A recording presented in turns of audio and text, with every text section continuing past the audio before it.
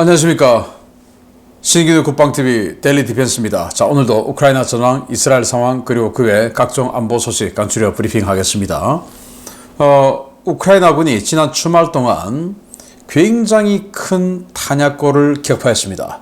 우리나라로 치면 뭐 3군지사, 1군지사 이런 야전군급에 제공하는 탄약고가 있죠. 어마어마하게 크죠. 그걸 타격해서 초토화 시켜버렸는데, 문제는 여기에 북한이 러시아에 준 탄도미사일이죠. KN-23, 북한판 이스칸데르라고 하는 그 KN-23이 이 탄약고에 대량으로 적재되어 있었다라는 겁니다. 굉장히 큰 전과를 이루어냈고, 이로 인해서 루한스크 전선에 지금 탄약을 공급하는 탄약고인데, 이 루한스크 전선의 러시아군이 큰 위기에 빠졌다고 합니다. 어떤 내용인지 보겠습니다. 정보 브리핑 먼저 하겠습니다. 뉴욕타임즈는 트럼프와 해리스, 박빙을 보이고 있다라고 하며, 매우 적극적인 당원은 민주당이 72% 그리고 공화당은 69%라고 하면서 공화당은 상대적으로 트럼프라는 이 좀 독특한 캐릭터로 인해서 좀 분열되어 있다라는 기사를 냈고요. 타임스 오브 이스라엘은 협상 실무자들이 휴전 협상이죠. 협상 타결 가능성 0%다라고 평가를 했다라는 건데, 이제 미국도 비관적으로 돌아섰다. 미국이 좌절하고 또 좌절하고 또 좌절했다. 뭐 이렇게 이야기했는데, 이제는 뭐 안 된다. 왜? 네타냐후 총리가 필라델피아 회랑 이건 절대로 양보할 수 없다. 이건 무조건 이스라엘이 통제해야 된다. 그래야 이집트로부터 불법적인 무기가 들락날락 안 할 거 아니냐. 이제 이런 거죠. 그래서 이 고집을 꺾을 수 없다라는 겁니다. 이스라엘 집권당입니다. 리쿠르당 국방위원이 레바논과의 전면전은 며칠 내로 벌어질 것이다 라고 인터뷰를 했는데, 다른 방법이 없다. 무조건 전쟁한다. 이렇게 인터뷰를 했어요. 이 바심 바투리 의원이라는 사람인데 뭐라고 했냐. 이스라엘과 레바논 사이의 전면전 발발까지는 며칠 남았다. 전쟁이 발발하면 헤즈볼라의 주요 거점인 베이루트는 가자지구처럼 보이게 될 것이다. 지금 우리에게 다른 방법이 없고 네타냐후 총리도 같은 생각이다. 다시 말하자면 이는 며칠 내에 벌어질 일이고, 네타냐후 총리도 일요일에 군에 관련 지침을 줬다. 우리는 이 사가, 그러니까 이 서사시를 끝내야 한다 라고 이야기를 했습니다. 그래서 이제 곧 레바논을 때리려고 하는데, 분석을 해보니까 레바논의 뭐 미사일 이런 것들이, 로켓 이런 것들이 뭐 그들이 주장하는 것처럼 뭐 그 정도 수준 아니고 별거 아니더라. 그래서 자신감 있게 밀어붙일 수 있다라는 거예요.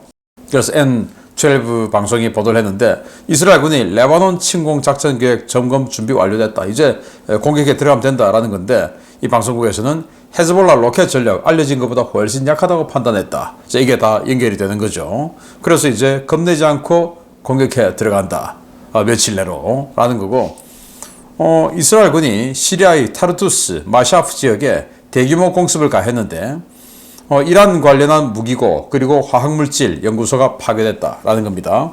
여기 보면 수도 다마스쿠스, 그리고 홈스, 그리고 마샤프, 타르투스 등 여러 군데가 타격이 되는데, 여기 하마 옆에 있는 여기가 마샤프인데, 여기가 화학무기 관련한 시설이 있는 곳으로 의심받고 있었고, 이번에 이렇게 공격을 받은 거죠.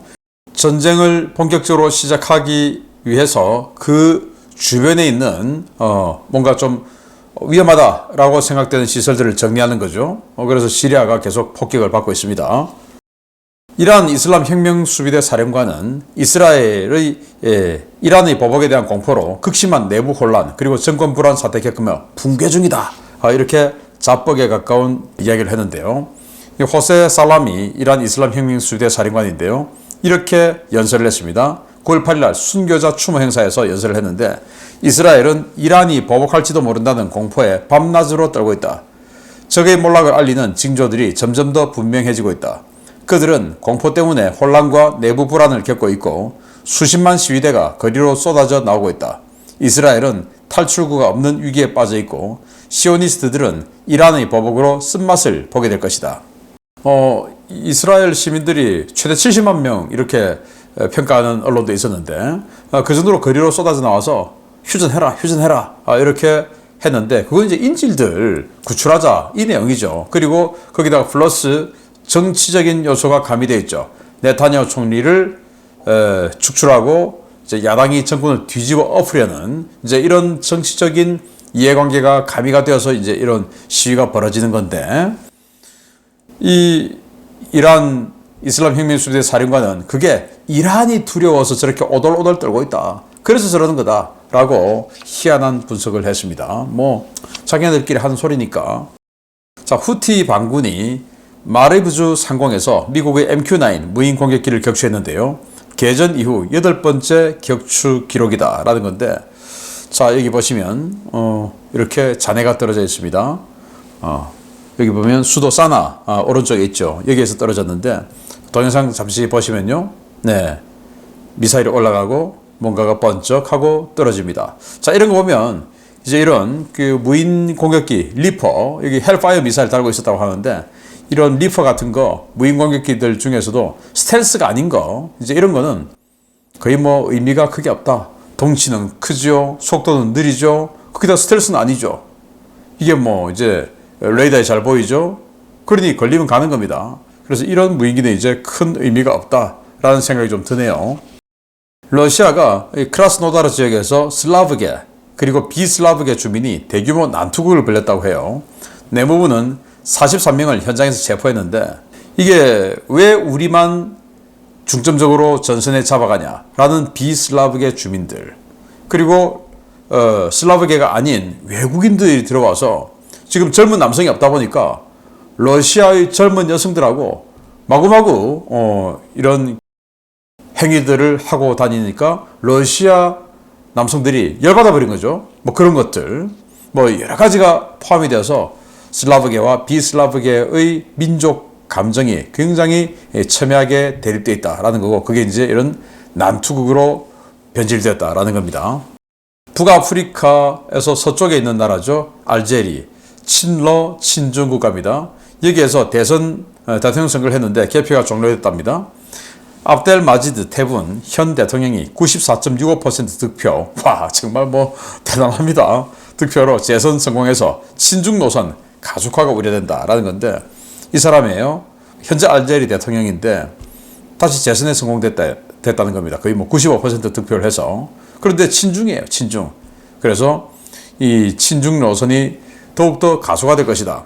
아프리카 53개국의 사절단들을 중국으로 초청해서 아프리카와 중국은 공동운명체다라고 선언하고, 왜 공동운명체인지 모르겠는데, 그리고는 그 53개국에서 대규모 유학생 또 사관학교 생도들 공짜로 그냥 중국 와서 유학시켜주겠다. 그리고 거기에 아프리카 여러 곳에 지금 군사 기지를 짓고 있죠, 중국이. 그래서 세력을 어마어마하게 확대해 나가고 있는 상황인데, 또 아프리카도 그렇게 되고 있는 상황에서 아시아, 동남아시아에서 굉장히 우려스러운 일이 발생했습니다. 중국의 순항훈련 전대가 베트남 깜라인 해군 기지에 입항을 했는데, 중국, 베트남 양국이 군사 교류가 재개되고 있다라는 건데요. 지금 이 베트남 주석이 새로 뽑혔죠. 그 사람이 완전 친중 행보를 지금 보이고 있는데, 베트남하고 중국은 거의 적이죠. 그런데 이렇게 중국 허베이라고 하는 방공 구축함, 그리고 우치산, 칠렌샨이라고 하는 25,000톤짜리 강습 상륙함, 이렇게 한 개 전대가 베트남에 입항해서 친선 군사 교류 행사를 한다. 자, 이러면서 이제 이 남중국해에서도 이 중국이 영향력을 지속적으로 확대해 나가면서 미국의 뭔가 이런 커넥션을 끊어나가는 작업을 하고 있다라는 건데, 미국 정말 정신 차려야 될 것 같습니다. 자, 우크라이나 상황 보면요. 주말과 월요일간에 1270명, 그리고 1270명, 1150명의 러시아군을 사상했다라고 밝혔는데, 자, 이런 병력은 뭐 평소와 같아요. 그런데 장비 파괴 전과는 굉장히 적습니다. 전차 1대, 4대, 3대 격파, 장갑차 0, 그리고 19대, 9대 격파, 차량은 55대, 47대, 44대 격파, 특수장비 또 하나도 없고요. 그리고 2대, 10대 격파, 야포 29문, 30문, 26문 격파, 다르잠 로켓 일요일날 2문 격파, 무인항공기는 52대, 80대, 33대 격파, 미사일은 토요일날 한 발 요격 등의 전과가 있다라고 밝혔는데, 자, 이게 시사하는 바가 뭐냐? 전적으로 지금 러시아군이 수세에 몰려 있답니다. 그렇게 해석할 수 있어요. 병력은 비슷하게 죽어나가고 있죠. 그런데 장비가 없다. 이건 러시아가 참호 속에 들어가 있으니까 장비가 없는 거예요. 공격에 나서면 전차나 장갑차, 기계화 차량 이런 것들을 앞세우고 나가기 때문에 파괴 전가가 많이 나올 수 있는데 지금 러시아가 오히려 이제 수비로 전선에서 수비로 전환한 상태예요. 그러다 보니까 이제 이런 중장비 파괴 전가가 거의 없다라는 거고, 전투는 164건을 했는데 적 장비, 병력 손실에 집중하고 있다. 러시아의 전력을 깎아내리는데 계속 집중하고 있다 이거죠. 우크라이나군은 쿠판스크에서 국지적인 반격을 했는데 이 리만 페리시 숲에서 격전 중이다 라고 밝혔어요. 그래서 여기 위에 리만 페리시 숲이 있죠. 크레미나 바로 아래가 아니겠습니까? 여기에서 격전 중이다 라는 건데, 오래간만에 쿠판스크 지역의 지도를 봤는데 한 6개월 전이나 지금이나 거의 똑같습니다. 우크라이나군은 포크롭스크 전선에서 반격 중이다. 러시아군이 일부 퇴각 중이다. 이렇게 밝혔고, 역시 척파로의 포크롭스크 지도를 보면 전선 변화는 크게 없는 것 같아요. 이렇게 해서 서로 간에 공방전 중인데 러시아가 일부 지역에서 철수했다고 하는데 어디지는 이 지도상으로는 모르겠습니다. 우크라이나군은 쿠르스크에 제49 공병여단을 투입했는데 공세를 확대하고 있다. 공병여단을 투입했다? 이건 쿠르스크에서 진격로를 닦는데 주력하고 있다 이 말이죠. 더 진격한다 이 말이죠. 공병여단이 들어와서 뭔가 강이 있는데 그 강을 건너가고 계곡이 있는데 우리 같으면 장갑 놓고 계곡 건너고 이런 거 아니겠습니까? 그래서 우크라이나군이 계속 진격하고 있다라는 걸 볼 수가 있고, 이 아테시가 발표를 했어요. 이제 파르티잔 조직인데 케르치대교, 크림반도의 케르치대교의 철교, 기차가 다니는 철교가 붕괴 중이다. 그래서 러시아가 깜짝 놀라서 긴급 보수 중이다 라고 하는데, 철교가 지금 안 쓰고 있죠. 언제 무너질지 모르니까. 그런데 지금 갑자기 이렇게 무너져 내리고 있답니다. 큰일 났네요. 러시아는 소치 해변의 관광객들이 해수욕장에서 얌 기뢰를 건져냈다라는 황당한 보도가 나왔는데, 자, 이 동영상 캡처 보네요. 자, 여기 보시면 뭔가 기뢰입니다. 여러분들 2차 대전 영화에서 많이 보셨죠? 접촉식 기뢰입니다. 이걸 사람들이 굴려서 여기 자갈로 된 백사장이 아니고 몽돌 해변 같은데 여기서 그냥 굴러 올리고 있어요. 완전히 그냥 위험천만한 짓이죠. 여기 뒤에 있는 이 여성들이 그냥 바로 옆에서 구경하고 있어요. 바로 옆에서. 이러면 발견하면 그대로 놔두고 주변에 있는 사람 다 피하고 이 폭발물 처리반 EOD 불러서 그 사람들이 해야 되는데 그냥 관광객들이 막 굴러 밀고 있어요. 자, 이거 전체 영상을 제가 Weapons of World 와우 채널에 올려드릴 테니까 얼마나 황당하고 위험한 짓을 하고 있는지, 이 러시아 정말 개념상실 아닙니까? 이 기뢰가 러시아가 뿌린 거죠. 오데사 봉쇄하려고. 그게 이제 돌고 돌아서 흑해 오데사의 건너편에 있는 소치 앞으로 지금 떠밀려 내려온 건데, 이 기뢰의 무게는 167kg, 그리고 여기에는 작약, 그러니까 폭약이 한 20kg 정도 들어 있습니다. 그건 155mm 포탄 한 3개 정도 되는 위력인데, 그런 엄청난 위력을 지금 이런 식으로 다루고 있다라는 건데, Weapons of World 와우 채널에서 제가 마칠 때 링크 해드릴 테니까 한번 보십시오. 기가 막힙니다. 벨고로드의 볼보코노프카 제휴소가 피격되어서 화재 진압 중이다라는 거고, 역시 이제 우크라이나가 제휴소, 벨고로드 지역의 제휴소를 공격한 거죠. 이 벨고로드 지역이 바로 우크라이나의 하르키우, 바로 그 전선 아니겠습니까? 볼첸스크 쪽. 그 뒤에 있는 연료 보급 기지를 때린 거죠. CIA 국장은 러시아가 22년 가을 전술 핵무기를 쓰려 했다라고 이야기를 했는데, MI6 국장하고 CIA 국장이 둘이서 이제 이런 이야기를 했습니다.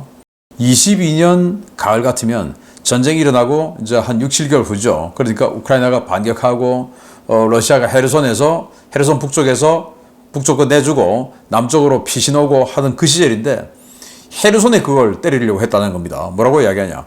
22년 가을 러시아가 우크라이나에 전술 핵무기를 사용할 심각한 위험이 있었다. 그러나 서방 세계 그 누구도 러시아의 그런 말이나 다른 행동에 겁을 먹어서는 안 된다. 왜냐하면 우리 모두는 현상 유지를 해야 한다는 것을 알고 있기 때문이고, 우크라이나 사람들이 독립과 주권을 회복해야 한다는 것을 알고 있기 때문이다.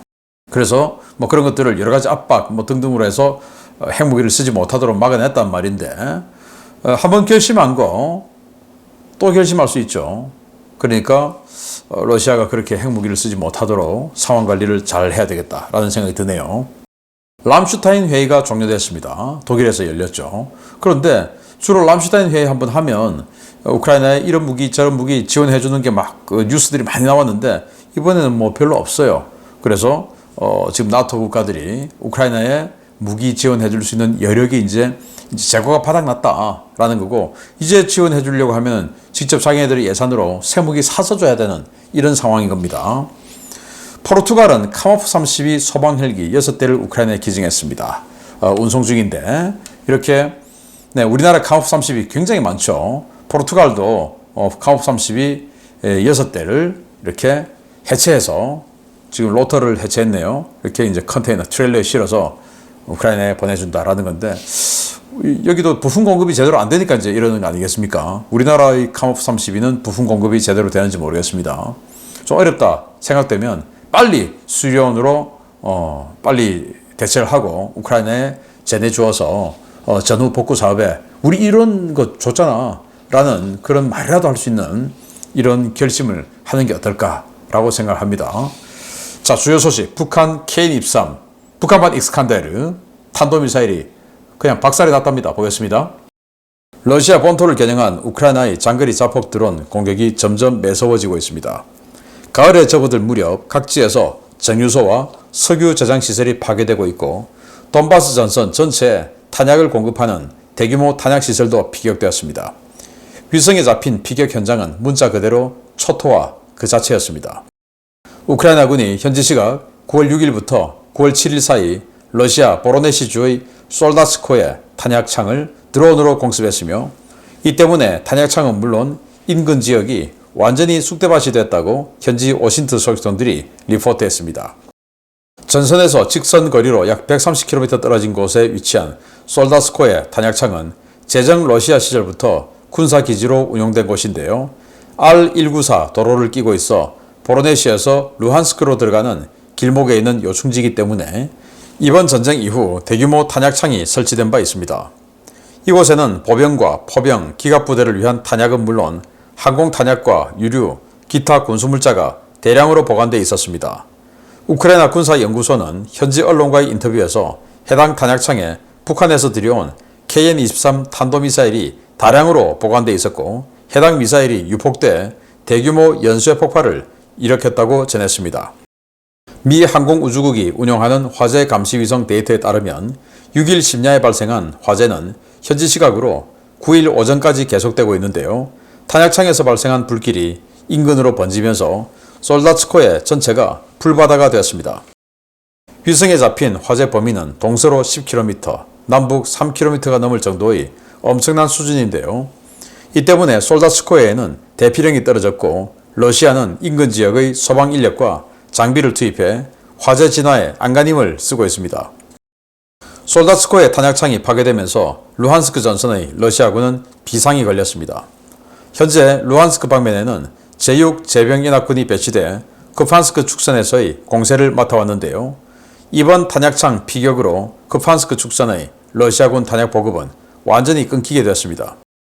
러시아 밀 블로거들은 루한스크 전선에 재앙이 발생했다며 경악하고 있습니다. 지난 8월 말 루한스크 접경 지역의 대규모 유류 저장 시설인 아틀라스 제유소가 피격돼 완전히 파괴됐는데요. 해당 시설을 운영하는 연방 국가 비축국은 시설 파괴로 인한 피해를 제외한 순수 연료 손실 비용을 최소 70억 루블, 한화 약 1,040억 원 규모로 추산하고 있습니다. 우크라이나와 가까운 러시아 영토 내 대규모 탄약고와 유류고가 잇따라 파괴되면서 일선 러시아군은 극심한 탄약과 유류 부족에 시달리게 됐는데요. 당분간 복구조차 어려운 이 엄청난 피해 때문에 러시아의 시름은 더 깊어질 것으로 보입니다.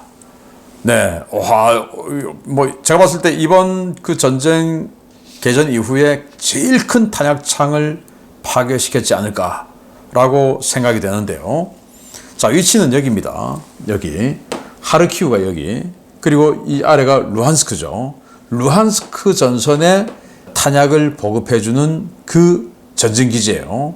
보로네슈주에 있는 건데 이걸 조금 더 지도를 보면 이 발루이키 여기 발루이키가 제6제병연합군의 사령부가 있는 곳이에요. 그래서 제6제병연합군은 루한스크 전선을 담당하고 있죠. 이 제6제병연합군의 탄약을 지원해주는 후방 탄약 지원 부대입니다. 여기 이제 쿠르스크, 여기가 벨고로드, 여기 하르키우 전선, 여기가 지금 쿠르스크 우크라이나가 들어왔죠. 이 루한스크의 후속 지원 부대인데 여기에 그러면 이 한 개의 야전군급을 지원하니까 얼마나 많은 탄약이 있겠습니까? 대부분 다 지하 시설이고 여기를 그냥 초토화시켰는데 여기에 북한 KN-23, 북한판 익스칸데르라고 하는 그 미사일이 다량 적재되어 있었다. 그래서 저기에서 계속 북한의 KN-23 미사일이 발사가 됐다라는 거예요. 그래서 도대체 어디야? 하고 보니까 예전에 제정 러시아 때부터 있던 그 군사기지인데 거기를 지하화해서 여기를 탄약고로 쓰고 있다. 그럼 저기 때려야지 해서 때렸다는 겁니다. 굉장히 큰 불이 연이어 일어나고 있는데 동영상 보시면 계속 뭐 번쩍 유폭이 일어나고 있어요. 유폭이 일어나고 있는데 이게 9월 6일 날 타격했어요. 근데 9월 7일 이렇게 유폭이 계속 일어나고 있죠. 9월 8일도 그러고 있어요. 계속 불타고 있어요. 이틀이 지났는데 자 여기 보시면 여기 뭐 불 좀 보이지만 이게 위성으로 찍은 겁니다. 위성에서. 그런데 여기 지하에서 연기가 계속 나오고 있어요. 그 말은 지하 시설이 내부가 완전히 지금 초토화되고 있다. 이 말 아니겠습니까? 지하에서 지금 뭐 땅으로 빠져나오고 있으니까. 그리고 9월 6일에서 9월 9일까지 이 일대 화재 상황을 보면 나사의 화재 감시 위성의 상황인데 요거 박스 하나가 한 500m짜리 되죠. 이렇게 박스가 많은 거는 제가 뭔가 이런 그 폭발, 파괴 이런 거 할 때마다 나사 화재 감시 위성 상황을 보여드리고 있는데 그 본 것 중에서 제일 커요 지금.